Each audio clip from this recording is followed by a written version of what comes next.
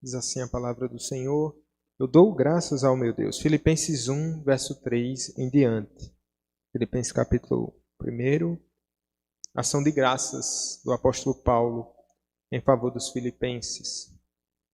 Dou graças ao meu Deus por tudo que recordo de vós, fazendo sempre com alegria súplicas por todos vós, em todas as minhas orações, pela vossa cooperação no Evangelho, desde o primeiro dia até agora. Eu estou plenamente certo de que aquele que começou a boa obra em vós, há de completá-la até ao dia de Cristo Jesus. Aliás, é justo que eu assim pense de todos vós, porque vos trago no coração, seja nas minhas algemas, seja na defesa e confirmação do Evangelho. Pois todos sois participantes da graça comigo, pois minha testemunha é Deus, da saudade que tenho de todos vós, na terna misericórdia de Cristo Jesus, e também faço esta oração, que o vosso amor aumente mais e mais em pleno conhecimento e toda a percepção. Vamos até o 11. Para aprovardes as coisas excelentes e serdes sinceros e inculpáveis para o dia de Cristo, cheios do fruto de justiça, o qual é mediante Jesus Cristo para a glória e louvor de Deus. Amém, meus irmãos. Deus nos ajude a gente se apropriar dessa palavra do Senhor. Existem aquelas pessoas que elas são extremamente envolvidas com a obra de Deus. Então elas usam seus dons, elas usam seus talentos, elas usam até o que não tem em prol do reino de Deus. Graças a Deus por essa turma que faz acontecer. A gente sabe que é o Espírito que faz acontecer, mas ele se apropria de vasos, ele se apropria de pessoas. Os anjos poderiam fazer, Deus poderia fazer a obra. Porque se a gente for pensar direitinho, a gente mais atrapalha do que ajuda. Mas Deus, ele inflama o coração de pessoas, e essas pessoas, elas cheias do reino de Deus, elas desejam fazer, não é? Tem aquelas pessoas que elas assistem, como uma plateia. Elas gostam do que vem. Elas se alegram até porque percebem que a igreja ela está em movimento. O avanço do reino está indo de vento e polpa. Eles se alegram quando tem um trabalho evangelístico, uma ação evangelística, quando sabe que vai ter uma nova sociedade na igreja. Eles realmente se alegram, mas eles não passam de meros espectadores. Eles gostam do que vem. Mas tem aqueles que nem sabem o que está acontecendo. Vai ter o PH. O que é o PH, né? O que é o PH? Aqueles que parece que estão em outra dimensão. Elas estão, mas não estão. Elas estão, mas não se envolvem e nem percebem o que está acontecendo. Meus irmãos, e o que é que está acontecendo em nosso meio? A ação de Deus purinha, né? Deus agindo, Deus fazendo maravilhas. Eu sempre fico inquieto comigo mesmo e fico olhando o que Deus está fazendo no mundo. O que é que Deus está fazendo na minha localidade? O que é que Deus está fazendo na minha igreja? O que é que Deus está fazendo no âmbito do reino? Seja aqui perto, seja longe. E eu penso sempre, Deus está fazendo alguma coisa e alguma coisa grande. E eu não quero estar fora disso. Porque às vezes a gente fica fora, né? E se Deus me deu a oportunidade de participar dessa obra, por que não participar? Será que há algum impedimento? Alguma dificuldade? Algum entrave? Às vezes a gente fica meio travado, né? Ah, não sei fazer. Ah, não tenho talento. Ah, não tenho dom. Ah, não tenho tempo. A gente está aqui diante de um texto que o autor, ele estava preso. Veja só. E se tinha alguém que tinha justificativas assim, plausíveis de dizer assim, não estou fazendo nada porque estou preso, né? Era o apóstolo Paulo. Estou inoperante, ocioso.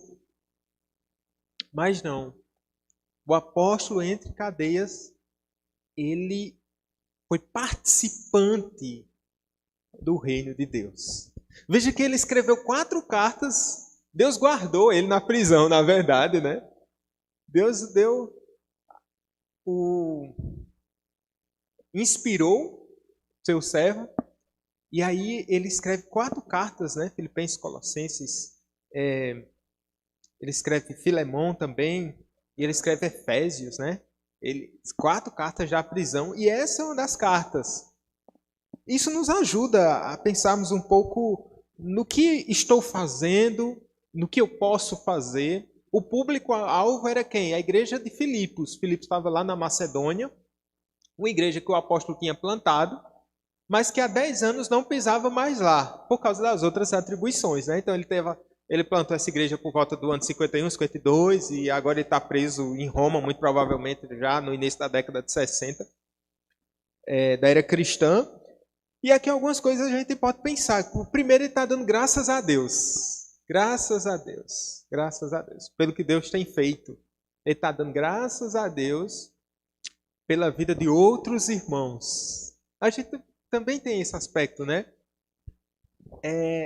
Às vezes a gente pensa que Deus só está trabalhando aqui. Às vezes até a gente fica meio assim, se alguma igreja está crescendo muito, algum ministério está despontando, ou outros estão fazendo e tal. Mas Paulo consegue se alegrar, mesmo em Roma, ele se alegra com o que Deus está fazendo lá na cidade de Filipos. E é uma igreja saudável. Veja que bênção, né? A igreja de Filipos era uma igreja saudável, uma igreja fiel.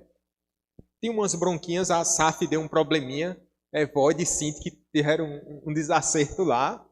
Mas acho que elas se ajeitaram rapidamente, que eram crentes fiéis, né? Mas Paulo está aqui, e uma coisa que eu queria que vocês olhassem, essa gratidão dele no verso 5, por exemplo, ele diz assim: dou graças pela maneira como vocês têm participado na proclamação do Evangelho desde o primeiro dia até agora. Era uma igreja que caminhava, que dava frutos. E uma das coisas importantes aqui era a constância. Porque você há de convir que às vezes tem gente que começa bem, tem ministério que começa bem, tem igreja que começa bem, mas lá para as tantas elas vão perdendo o pique, né? Começa afobado, correndo muito e depois para. Tem alguns ministérios que eles acabam. E o pior, tem irmãos que desistem da fé. Paulo está dando graças a Deus porque esses irmãos eles conseguem ter uma constância. E se tem um desafio para a gente, é a constância. Eu não sei para vocês, mas a constância espiritual assim é algo desafiador. Porque é uma vida, né? É uma rotina. Você não precisa correr muito, mas você precisa estar avançando. Precisa estar avançando. Paulo está dando graças a Deus porque essa igreja ela avança. E ela avança fazendo o quê? Na proclamação do Evangelho. E Paulo não precisava estar lá. Ei, vocês estão fazendo, mandando carta de exortação todo mês lá. As cartas demoravam a chegar, né? Imagina a travessia. Eu creio que eram mais de 1.000 quilômetros aqui de Filipos até Roma. Imagine só para chegar uma carta lá, correspondência. Olha, e ter notícias tristes acerca dos irmãos lá de Filipos, mas ele sabe que esses irmãos eles não precisam ser exortados assim, porque não é por constrangimento o serviço a Deus, né? Rapaz, você precisa fazer e tal. Se Deus não constranger a gente, o pastor ele pode, né? Ele se cansa e nada acontece. Os ministérios podem chamar, ligar para os irmãos, botar a lista da UPH. Se o Espírito Santo não tomar o coração desse servo, a coisa não acontece. Eu achei muito interessante o pastor Erivan domingo aqui falando da diferença entre servo e voluntário, né? Voluntário é aquela pessoa que está ali, né, e de alguma forma é até algo traz mérito. Imagina só, eu fui voluntário nas Olimpíadas. Eu não fui não, eu estou só dando um exemplo, né? Fui voluntário, né? Então é uma coisa muito meritória, assim, eita, que bom. E o voluntário ele não tem aquele compromisso. Deu ruim, tchau, acabou. Não fui com a cara, terminou. Não tenho tempo, tchau. Mas nós somos servos. Servos. O próprio Paulo, ele está se chamando de servo aqui no verso 1. Servo. E o servo aqui era coisa de escravo mesmo, né? Tem algumas palavras para servo. Uma delas é diácono, né? Tem outra palavra, doulos. E tem outra palavra que é hiperetas. Hiperetas era aquele servo que ficava no navio, na parte de baixo assim, fazendo força lá para o navio sair do lugar. Então eram os que estavam lá embaixo mesmo. Às vezes Paulo vai usar esse termo mesmo. É aquele servo inferior, que não dá nem para ver. Se você está aqui, eita, Érico está lá, né? Botou no YouTube, vai ver o presbítero dirigindo, vai ver os irmãos no ministério, louvor. Esse não aparecia nas transmissões não, irmão. Esse não aparecia, era discretíssimo. Sabe aqueles irmãos invisíveis, né? Mas estava ali, com toda a sua força, com todo o seu vigor, trabalhando. Paulo está dando graças a Deus que a igreja de Filipos está ali trabalhando com constância. Primeiro desafio para a gente aqui, essa noite, para a gente ser constante. Né? Senhor, me dá a graça, eu quero ser constante. Aí começa a lembrar do projeto que você começou e não terminou.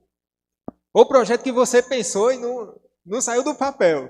Meu Deus, me dá a constância. Aquele dia que você disse, eu vou orar e não orou. Eu disse, eita, eu vou ler essa literatura, vou ler a Bíblia e não leu. Deus, me dá constância. É importante isso para a nossa saúde espiritual, né? Para a nossa saúde espiritual. E como é bom contar com alguém que é constante. Contar com alguém que é constante. Né? Bom demais esse tempo. Estou vendo Dorival, o filho, né? E Natiane, eu estou me lembrando dos cultos lá no Cipresa, né? A gente sempre pôde contar. Natiane teve uma agenda aí de universidade, não foi nesses últimos meses e tal, mas está nessa luta também. Terminou, irmã? Está na luta, né? Mas assim, é bom saber. Ele diz, eu vou. E a gente tem certeza, ele vai chegar lá. Isso é bom quando a gente tem esse compromisso, né? De você saber. É melhor contar com um que diz que vai. Eu não estou só colocando, por favor, no exemplo só. Mas no reino, né? Assim, esse aqui é tipo assim, se eu fosse para a guerra, quem eu ia chamar para ir comigo? Né? Você saber que aquela pessoa, a gente vai. Né? Então, Paulo estava preso, mas sabia que tinha um exército lá, do céu. Crentes, lá em Filipos, na mesma luta. Né? E é bom. Estou vendo Timóteo aqui também. É sempre servo, né? Graças a Deus. Só servos aqui, né? A diaconia, os presbíteros, a irmã Nailde, né? Um ano todinho de oração. A irmã foi muito constante em oração, viu? Né? Os irmãos foram muito constantes, né? A irmã Nailde esteve aqui o ano todinho, o presbítero Edvan. Então, exato, na semana de oração. Mas eu estou dando exemplos, irmãos, mas cada um sabe a área em que pode ser constante, né? Graças a Deus. Mas é o desafio. Aqueles que são constantes, permaneçam constantes. 2025 eu não vou nem para a reunião de oração mais. Não, faça isso não. Continuemos constantes, sempre abundantes na obra do Senhor. É assim que a gente deve seguir, olhando para frente. E aqui ele também mostra que a obra pertence a Deus. Ele diz que está certo de que aquele que começou a boa obra em vocês há de completá-la até o dia de Cristo Jesus. Paulo, ele não é dominador do rebanho. E ele sabe que não foi ele que começou a obra. Mas ele diz, aquele que começou a boa obra. Né? É Deus que começa a obra. É Deus que leva a obra adiante. Sabe por quê? Se a obra fosse de Paulo, a igreja se acabava. A igreja de Cristo não existiria, porque era obra humana. É interessante que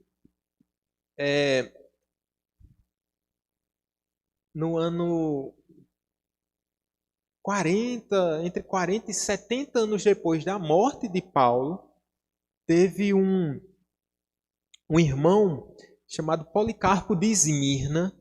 E Policarpo tem uma história muito bonita, inclusive ele foi perseguido por Roma. Foi pelo Império Romano, meu Deus, creio que foi. E ele foi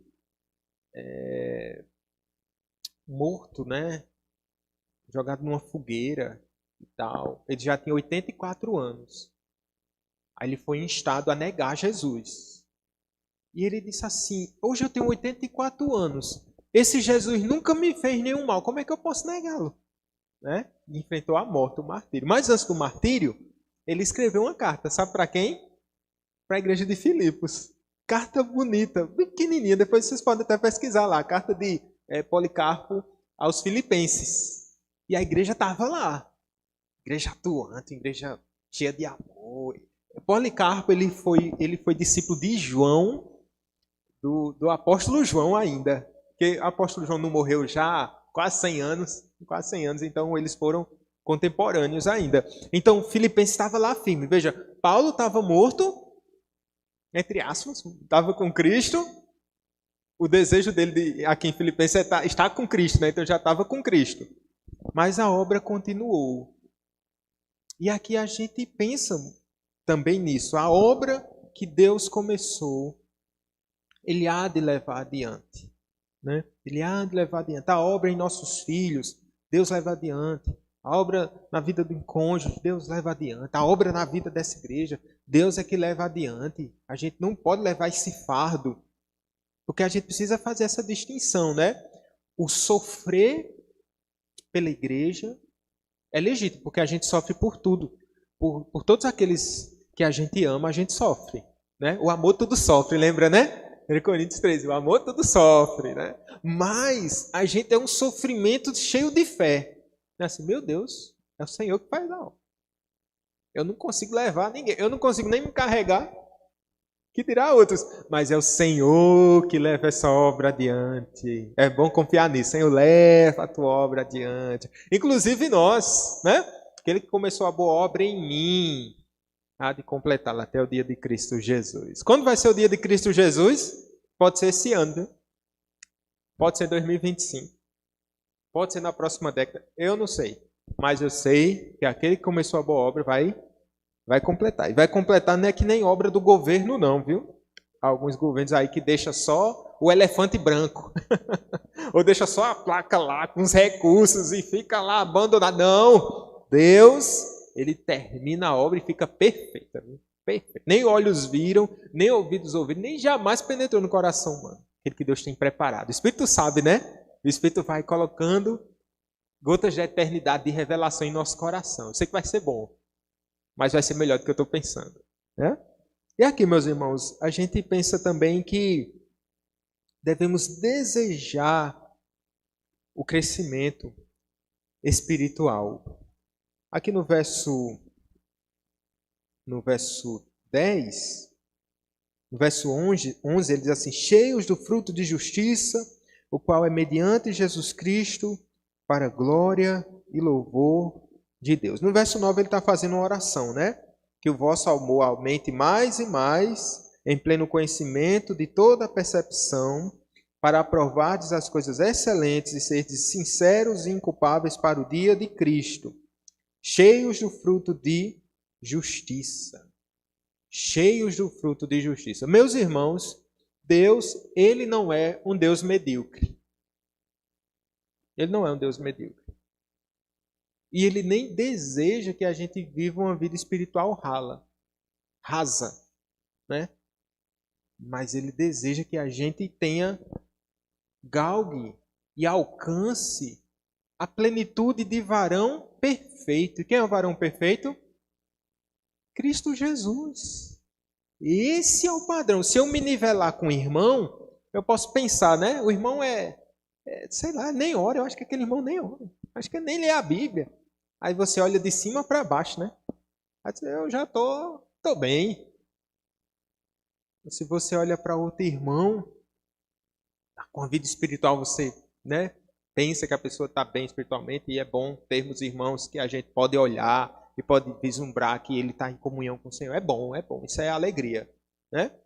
Mas assim, pense que o nosso padrão ainda é mais alto, ainda é mais elevado. E esse deve ser o nosso desejo, porque esse é o desejo de Deus também. A oração de Paulo é isso, que vocês sejam cheios do fruto de justiça. E olha que a gente não está falando de irmãos que estão aqui rasos na fé, não. A igreja de Filipos era uma igreja muito boa, uma igreja forte, uma igreja saudável, uma igreja que tinha frutos de justiça. Mas Paulo está dizendo que vocês sejam cheios do fruto de justiça. Cheios do fruto de justiça. Que é o quê? O qual é mediante Jesus Cristo. Esse fruto é o fruto do Espírito aqui. Cheios do fruto do Espírito. Para a glória e louvor de Deus. Deve ser essa a nossa oração. Então, vamos ser constantes, meus irmãos, em nome de Jesus. Sejamos constantes, firmes, abundantes na obra do Senhor. Lembremos que essa obra não pertence a nós, mas pertence a Deus. Eu tenho certeza que Ele vai levá-la adiante. E que a gente deseje mais e mais o crescimento espiritual. Deseje mais. Esse deve ser o desejo do nosso coração. Nada deve ser mais desejado do que isso na vida de um crente. Nada. Se qualquer coisa a gente tem desejado mais do que isso, está desordenado o coração da gente. Porque esse é o princípio da oração do Pai Nosso, né? Pai Nosso que estás no céu, santificado seja o teu nome, venha o teu reino, seja feita a tua vontade. Veja que é alguém que está sempre olhando para Deus e desejando Deus e a glória de Deus. E quem nos ensinou isso foi quem? Jesus Cristo. E a gente não pode desejar outra coisa senão isso, né? Vamos orar, meus queridos? Vamos ficar em pé? Vamos glorificar o nosso Deus. Ele é bom. Maravilhoso estar na presença do Senhor. Maravilhoso é estar em tua presença. Maravilhoso é poder te adorar. Maravilhoso é tocar nas tuas vestes. Maravilhoso é te contemplar, Senhor. Oh Deus, é maravilhoso estar na tua presença, te contemplar, ver aquilo que o Senhor tem feito na vida dos nossos irmãos queridos, a constância, Pai, essa perseverança, esse caminhar. Louvado seja o nome do Senhor, Pai. Tira todo o embaraço, Pai, da vida daqueles, das nossas vidas, que tem nos impedido de irmos além, da gente ir adiante, de dar outros passos de fé, ou de estarmos mais perto de Ti, Senhor, mais perto da Tua palavra, mais perto de Ti, através da oração, mais perto dos nossos irmãos. Meu Deus, dá dons, capacita Teu povo, talentos, Pai, de forma abundante, para que sejamos úteis, ó Pai, nas mãos do Redentor, para que possamos ser instrumentos nas mãos do Senhor. Meu Deus, dá-nos, Senhor, uma vida espiritual saudável, constante, humilde, Pai. Completa essa obra, meu Deus, na vida dessa igreja, na nossa vida, na vida dos nossos irmãos, meu Deus, em nome de Jesus. Que sejamos cheios do fruto de justiça. Para a glória de Deus, não para a nossa glória. Nós não precisamos de glória. Quando somos glorificados, ó Pai, isso eclipsa a Tua glória. Nós não queremos isso longe de nós, mas no final de tudo, queremos que tudo isso seja para o Teu inteiro agrado, Senhor. Não para a glória de um ministério, não para a glória de um indivíduo, não para a glória de um grupo, não para a glória de uma placa, mas para a glória de Deus. Meu Senhor amado, que a Tua boa mão conduza o Teu povo de volta para os seus lares essa noite. Capacita-nos, ó Pai, para que a gente possa te servir mais e melhor, apesar de nós, das nossas fragilidades, meu Deus. Abençoa também ao restante dessa semana, que esse último mês do ano a gente não venha se desviar do foco, mas continuemos firmes, sempre abundantes na obra do Senhor, em nome de Cristo Jesus. Que a maravilhosa graça do nosso Senhor e Salvador Jesus Cristo, o amor de Deus, nosso poderoso Pai, as doces consolações do Espírito Santo sejam sobre cada um de vós e sobre a igreja de Jesus Cristo espalhada por toda a terra, desde agora e para sempre. Amém. Graças a Deus. Deus abençoe, meus irmãos. Uma boa noite para todos e até final de semana, né? Se Deus quiser.